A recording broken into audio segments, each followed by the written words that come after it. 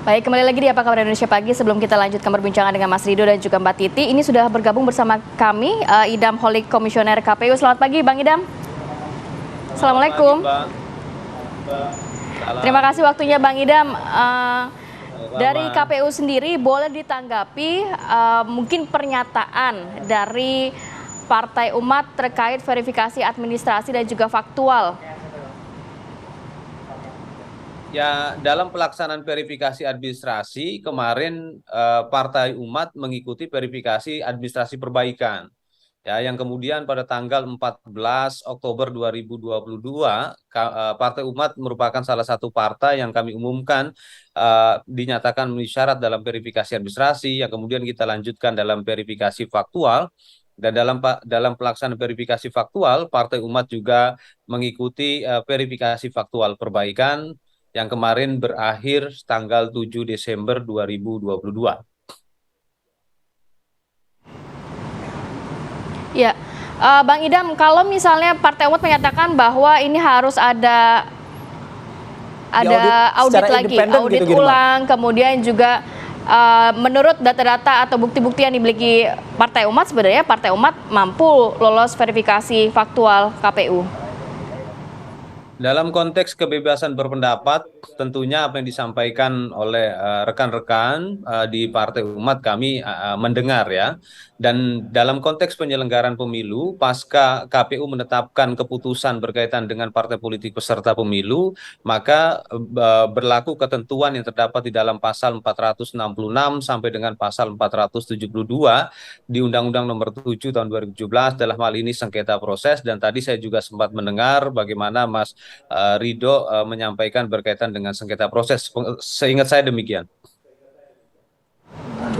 Berarti ruang untuk Partai Umat katakanlah dalam hal ini masih ada secara proses hukum dan juga secara aturan di undang-undang.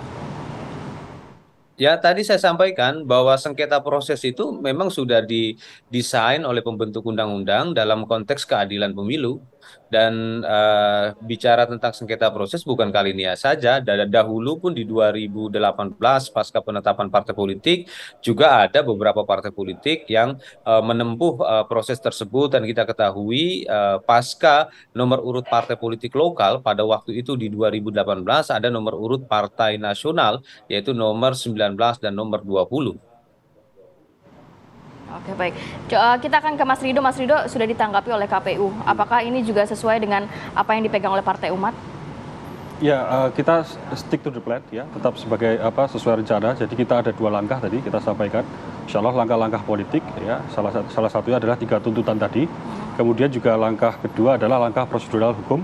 Ya, kita akan maju ke Bawaslu dan itu insya Allah sudah dan sedang kita siapkan. Oke. Nah, dalam setidaknya kita melihat videonya Pak Amin Rais ya. Ketika sebelum penetapan oleh KPU kan ada narasi-narasi yang menyebutkan ada intervensi, tadi juga Mas Rido menyebutkan gitu. Ini kan tudingannya agak serius ya Mas Rido gitu. Apa yang bisa menjadi bukti bahwa Anda punya dasar untuk ngomong itu gitu? Ya.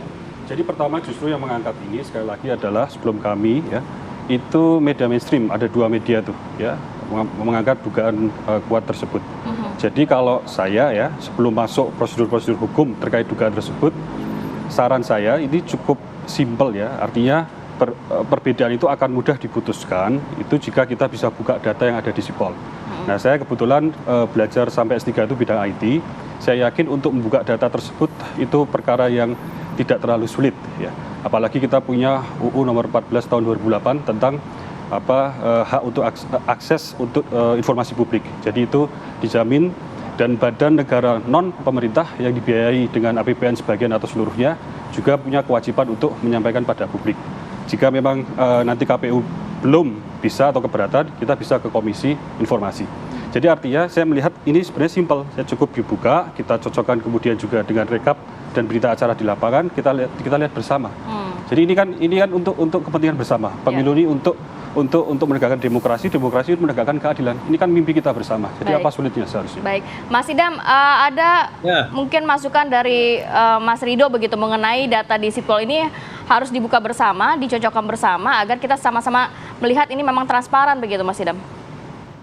Saya ingin mengajukan pertanyaan ke Mas Rido, apakah operator sipol Partai Umat tidak bisa mengakses sipol itu sendiri? Mas Rido, Nah, apakah semua dari partai Partai Umat politik tidak bisa dapat mengakses sipol. Sipol tidak dibatasi untuk partai politik pemegang akun sipol. Jadi kalau beliau minta sipol dibuka, sipol sudah terbuka. Nah, ini sebuah pertanyaan yang menurut saya agak menggelitik bagi saya. Ya betul, ini saya terangkan lebih jelas lagi. Ya. Jadi sipol ini masih sifatnya black box. Ya. Kita masukkan apa, yang kita terima itu semi rekap ataupun rekapitulasi di tahap akhir. Ya, contohnya untuk melihat MS atau TMS per daerah itu, kita benar-benar harus menghitung manual. Kita mengcopy apa yang ada di sipol itu, kemudian menghitung manual. Jadi kenapa tidak step by step tadi, ya itu sebelum menunggu pengumuman disampaikan. Ya, di publik. Jadi itu yang kita kemarin juga coba sampaikan. Akhirnya kita harus menghubungi divisi teknis atau dari helpdesk-nya KPU untuk meminta data-data yang sifatnya itu tracing ya atau track ini bagaimana proses ini hingga ada MS atau TMS. Tapi Mas Rido melihat bahwa ada ketidakcocokan data antara Partai Umat dan juga yang dimiliki KPU. Ya, saya sampaikan tadi. Jadi ada beberapa DPD kita yang tidak masuk akal, MS-nya 0. Kemudian kita klarifikasi ke bawah. Nah, itu DPD kita, tidak mungkin kita mengikuti verifikator. Puluhan kita lihat itu dicentang. Tapi yang sampai di sipol sekali lagi black box, tidak tahu proses sebelumnya tiba-tiba 0 ataupun di bawah 10 yang tidak masuk akal bagi kita. Oke, Mas Idam? Ya. Gimana, Mas? Menanggapi apa yang tadi disampaikan Mas Rido. Sipol itu meskipun tadi Bang Idam udah menyebutkan bahwa bisa diakses oleh parpol gitu ya. Tapi menurut Mas Rido tadi bahwa ini hanya sekedar baru berbentuk black box itu. Artinya belum sesuai dengan yang diharapkan setidaknya oleh Partai Umat gitu. Sipol itu alat bantu, Mas. Dan di lapangan pada saat pelaksanaan verifikasi faktual, Partai Umat itu ada yang namanya LO, ya. Jadi LO Partai Umat itu diberikan akses luas-luasnya. Nah, sekarang pertanyaan saya, ada nggak hambatan LO ketika berkomunikasi, ketika menyaksikan proses verifikasi faktual itu dilakukan? Itu, Mas, yang perlu ditanyakan kembali ke Mas Rido. Adakah hambatan dari LO saat verifikasi di lapangan? Iya, sama. Jawaban saya seperti awal tadi, ini agak berputar-putar jadi ya. Jadi saya sampaikan lagi ya. Nah, ini bukan berputar-putar, Mas Rido. Kami ingin memberikan satu kondisi objektif bahwa proses verifikasi faktual itu dilakukan secara terbuka. Ya, pertama saya tegaskan bahwa partai politik bisa mengakses sipol. Yang kedua, pelaksanaan verifikasi faktual itu dilakukan secara terbuka, yang dimana setiap LO parpol itu dapat mengikuti pelaksanaan verifikasi faktual. Bahkan ketika anggota partai politik tersampel tidak bisa dihubungi, maka verifikator faktual KPU Kabupaten Kota di setiap daerah menghubungi LO partai untuk menghadirkan. Dan apabila anggota partai politik tersampel tidak bisa dihadirkan, maka bisa menggunakan teknologi informasi yang sering kita sebut dengan video call atau bahkan menyerahkan video rekaman. Dan regulasi yang kami buat itu sudah sangat membantu partai politik sebenarnya, dan nanti kita bisa lakukan studi komparasi dengan regulasi yang diterbitkan pada tahun 2017 dan 2018, dalam hal ini PKPU nomor 11 tahun 2017 dan PKPU nomor 6 tahun 2018. Kita harus objektif karena dalam konteks diskursus di media ya seringkali kita berargumen itu bukan sesuatu pada level yang faktual.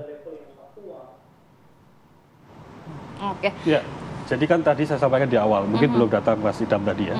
Jadi ada beberapa penyelenggara daerah yang tidak menerima video rekaman sebagaimana yang diatur oleh KPU Pusat, terutama ketika memasuki verifikasi faktual perbaikan.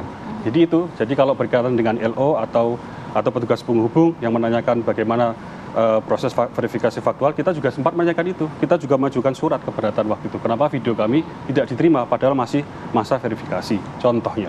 Oke. Ya. Mbak Titi melihat ini nampaknya di awal saja sudah seperti ini, Mbak Titi.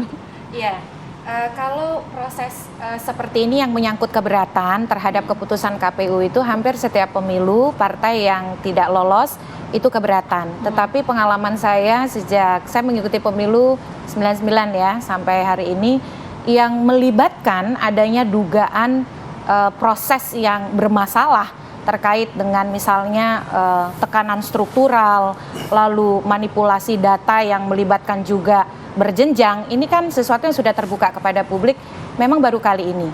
Jadi kita semua, kami ini supporter pertama pemilu tidak boleh ditunda. Perpanjangan masa jabatan tidak boleh. Jadi kita ingin pemilu tepat waktu, iya. Tetapi kita ingin prasyarat penyelenggara pemilu bersih, mandiri itu harus dijaga dari bawah. Jadi bagaimana kemudian kemandirian penyelenggara pemilu di lapangan, kerjanya berdarah-darah loh. Kerjanya mempertaruhkan nyawa di tengah geografis yang tidak mudah dan sulit. Bagaimana kemudian kalau orang yang sudah bekerja keras, mendapatkan instruksi apa yang sudah dia temui di lapangan harus diubah. Itu kan nurani secara personal dan juga kemandirian kelembagaan yang dipertaruhkan. Jadi kemandirian penyelenggara pemilu dalam banyak studi kepemiluan itu prediktor utama pemilu berintegritas. Jadi kalau penyelenggara pemilunya berintegritas, maka misalnya kelemahan-kelemahan di lapangan itu bisa diperbaiki dengan inovasi dan komitmen dia untuk menjaga proses pemilu. Jadi itu yang kami tekankan ya, kami betul-betul pemilu berjalan sesuai jadwal, tapi juga kemandirian penyelenggara pemilu terjaga, penyelenggara bekerja dengan tenang, aman, sesuai dengan apa yang menjadi keyakinan dan kebenarannya, dan tidak ada manipulasi begitu.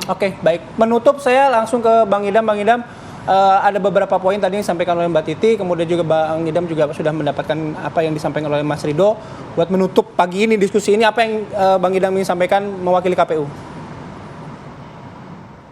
Terkait dengan isu yang berkembang saat ini, saya pikir itu merupakan bagian dari kebebasan berpendapat, dan yang jelas hari ini kami telah menetapkan partai politik peserta pemilu dalam rekapitulasi nasional, dan kami juga sudah melakukan pengundian nomor urut dan semua itu berjalan lancar.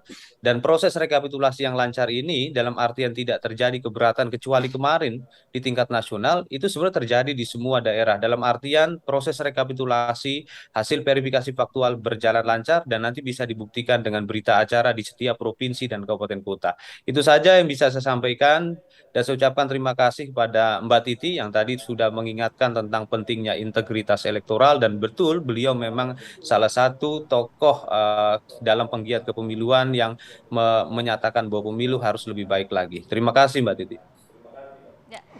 Terima kasih banyak. Terima kasih Bang Idam, terima kasih atas waktunya. Selamat beraktivitas kembali. Mas Ridho juga terima kasih. Mbak Titi juga terima kasih banyak. atas waktunya. Sehat-sehat selalu. Sehat-sehat semuanya ya.